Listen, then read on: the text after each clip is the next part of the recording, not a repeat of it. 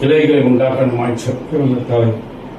அப்பா, நீங்க ஆண்டவரே இல்லாதவர்களை இருக்கிறவைகள் போல் அழைக்கிற தேவன் ஆண்டவரே.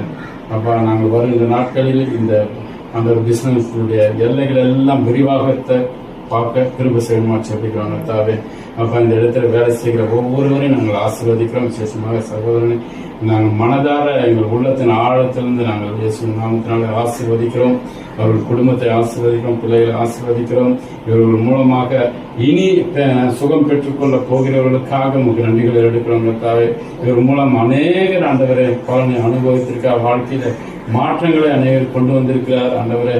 அப்பா, அதெல்லாம் நீங்க மறக்க ஆண்டவரே, மனுஷன் அல்ல ஆண்டவரே, அதெல்லாம் இவருடைய சந்ததியின் மேல் ஆண்டவரே ஆசீர்வாதமாக வரப்போவதற்காக நன்றி. இடத்துல வேலை செய்கிற ஒவ்வொரு அந்த நல்ல உள்ளங்களுக்காக நன்றிகளை எடுக்கிறோம். அவர்கள் கொடுத்திருக்கிற அன்பிற்காக, பொறுமைக்காக எல்லாம் ஆண்டவரே, அந்த ஹாஸ்பிட்டாலிட்டி எல்லாம் ஆண்டவரே விவேகமனமாக இருக்கிறது ஆண்டவரே. அது எல்லா விதத்திலும் வருகின்ற நாட்கள் அது தொடர்ந்து இருக்கும்படியா நாங்கள் ஜெபிக்கிறோம் கர்த்தாவே. இவர்கள் மூலம் அநேகர் ஆண்டவரே சுகத்தையும் ஆரோக்கியத்தையும் பெற்றுக்கொள்வதற்காக நன்றி. இந்த ஆண்டவரே, இந்த சென்ற ஆண்டவரே இயேசு நாமத்தினால் நாங்கள் ஆசீர்வாதம் பொருட்படுத்திக் கொள்வோம் எல்லாத்தையும்.